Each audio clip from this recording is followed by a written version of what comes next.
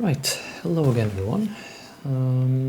Wondering if this will maybe become a, if I'll just,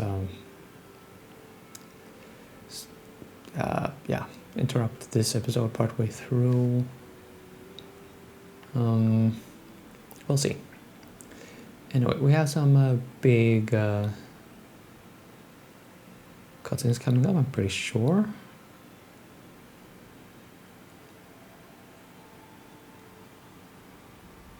And the Zanarkand reveal. A city dead for 1,000 years.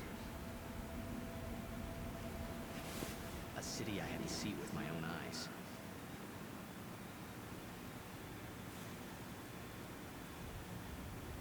The end of Yuna's journey.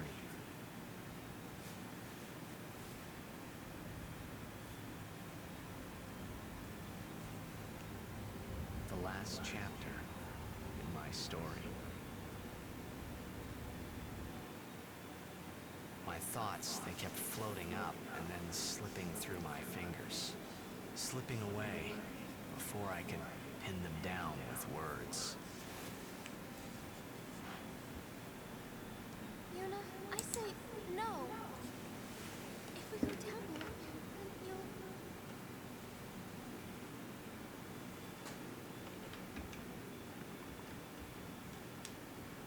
Riku, you're a true friend, and I thank you, but I must go down to Zanarkand. I'm not saying we shouldn't go. But should we think about it some more? There's gotta be some kind of way we can save you, Yuna! All my life, I knew this moment would come. Yumi... Thank you, Riku. Thank you for everything. Don't say that, Yuna. It's not over yet.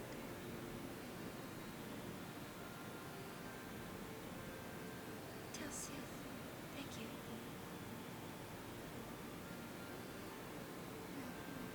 You can tell him yourself.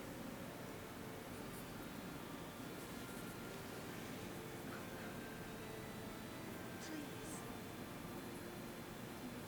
Don't say that because we're gonna see each other again, okay? Kimari, let's go.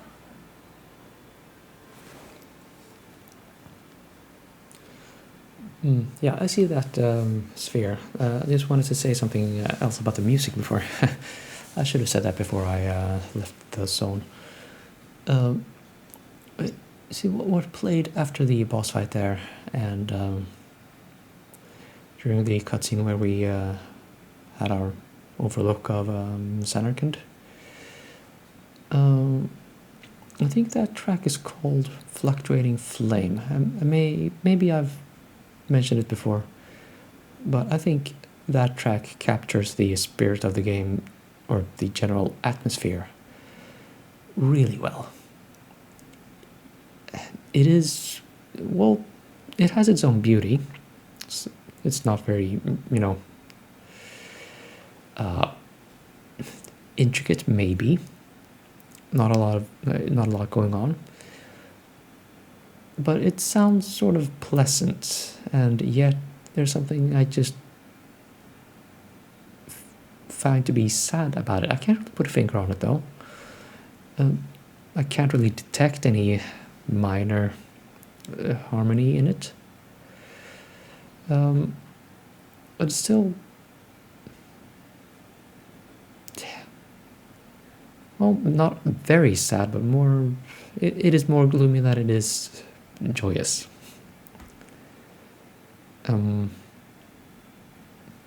And lots of colors.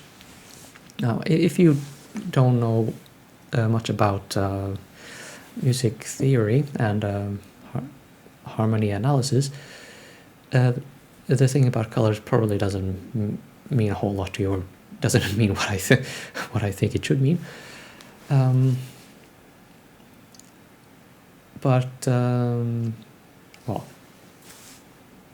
that is one of the things that makes it hard for me to detect any sort of minor or major harmony.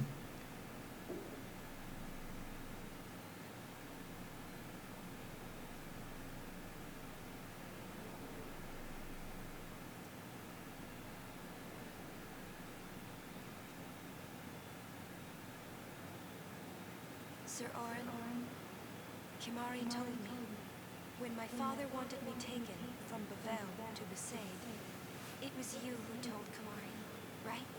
I had always wanted to meet you someday. I am truly glad that I had that chance. Having you as a guardian was so great an honor. I don't know how to thank you. Perhaps if I defeat Sin, that will be my thanks to you. That's what I'll do. Yes. I will challenge Sin. I will defeat Sin. If you are all there watching this, then I guess Sin is already gone. And so am I suppose. Anyway, I just wanted to say, Sir Orin, I thank you. Kimari, do you remember the first day we met? I was only 7. My father had defeated Sin, and all Bavel was celebrating. Everyone was saying what a hero my father was. I was so happy. But when night came, it occurred to me. My father had defeated Sin, and now he was dead. Now I was all alone. I couldn't sleep. So I wandered into the town, away from the celebrating crowds. I stood on the bridge in Bavel, where my father and I had parted. Standing there, alone, I could see the fields where he had fought Sin. Then, you appeared, Kimari. You said you were looking for the daughter of Vraska, remember? At first, I was so scared. Until I realized what a gentle person you are. You weren't used to talking to children. When I told you that I was Vraska's daughter, you said you would take me as far from Bavel as you could. That it was the wish of a man facing death. I think I cried then, because that was when I knew my father was dead, and I would never see him again. You just held me, without saying a word. I cried after we got to Besaid, too. When you tried to go, after leaving me in the care of the temple, I held on to you crying, "Don't go, don't go." And you listened, Kimari. You stayed. Kimari, thank you. Thank you so much. And I've always liked your broken horn. Waka, Lulu. I'll never forget my days spent with you, growing up in Besaid. We always played together, us and Chapu. That's why I was always so happy, I think. And when you refused to let me become a summoner, and I did it anyway, I'm sorry. I've always wanted to apologize. You know, when you tried to stop me then, really, I was happy. I could tell you really cared about me. You were like my big brother and sister. No, I think you really were my big brother and sister. What else? I love watching you play blitzball, Waka. I even love it when you scold me, Lulu. Really. I guess that leaves the newest guardian. Star player of the Zanarkand A's. You are...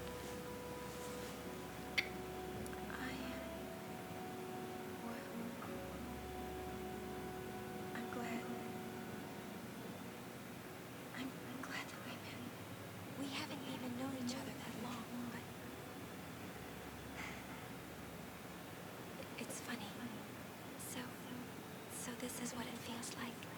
It's a much more wonderful feeling than anything I had ever imagined. Wonderful. But it hurts sometimes. Big L word. I wonder. I just want to say thank you for everything.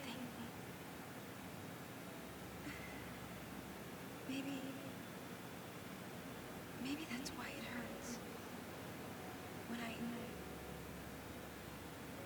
When I think about us never being together again at all.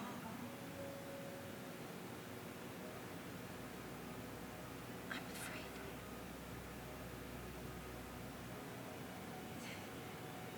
No, I shouldn't say that. I'll do that part over.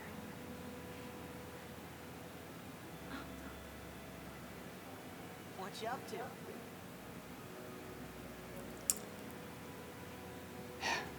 Oh, Tia, she was just about to say something nice.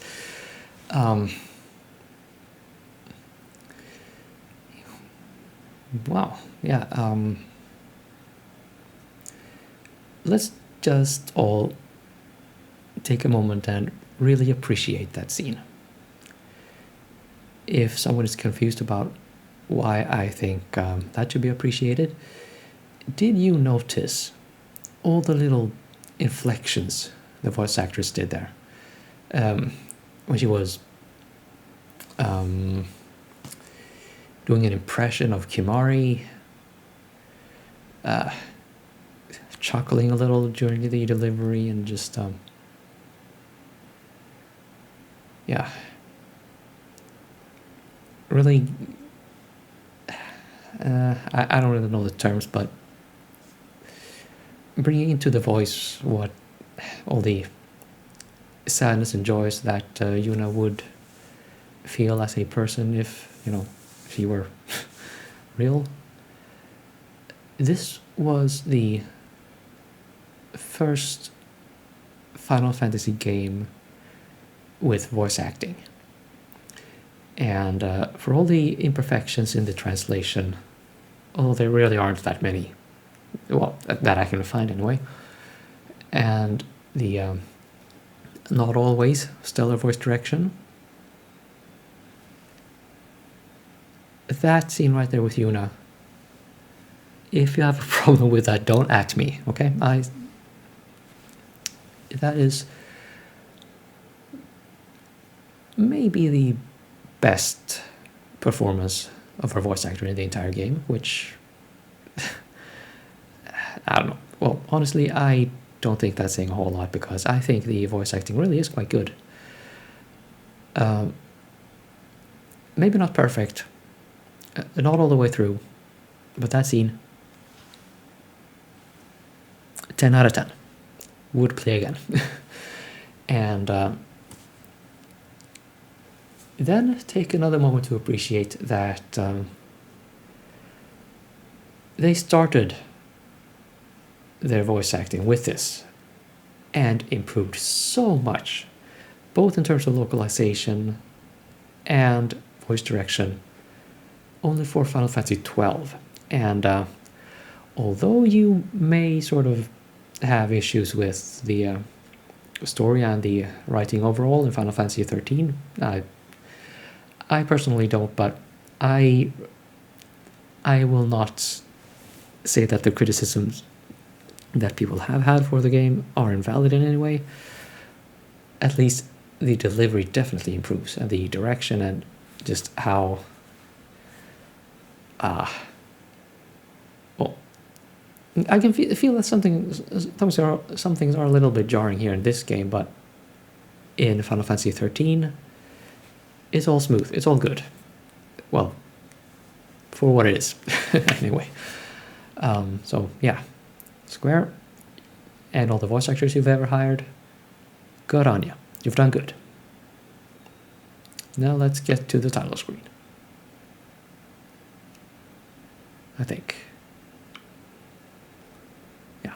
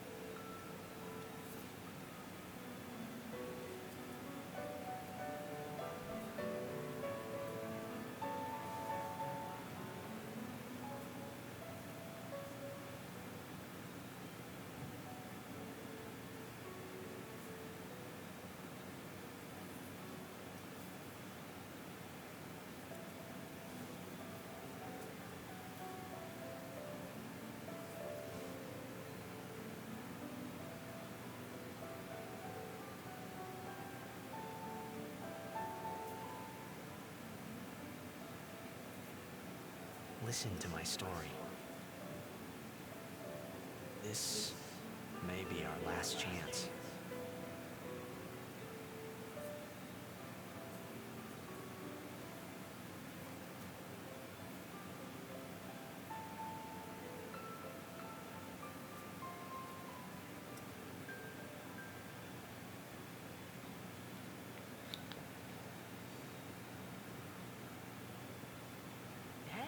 There was more, right? Yeah, I mean, like that time. Anyone?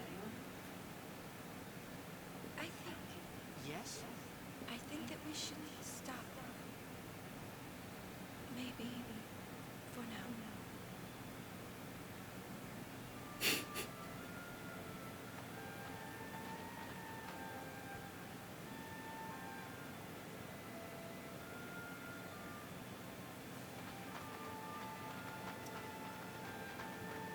Let's go.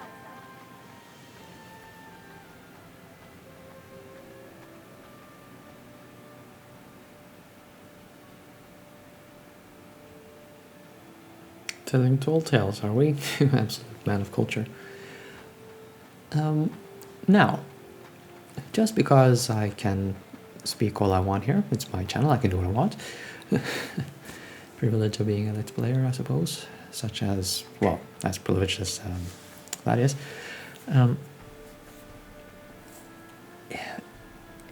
One thing that kind of fascinates me about the Myst games, if you're not into point-and-click games, or Myst games in general, just, well, or Myst games in particular, I should say, I suppose you aren't terribly familiar, but I was trying to think about what I meant to say with that. Well, anyway, if you're not familiar, the thing is, the story in Myst, you basically piece together from finding clues about things that have already happened, and try to piece together sort of, okay, this is here because of that reason, that happened in this order, this has happened because of that other thing, and that made this other person do X. In a nutshell, when I play Myst games, I feel that the player, the game, well, the start of the game is sort of the epilogue, or the ending, pretty much, or the beginning of the end, and we just do the resolution. So,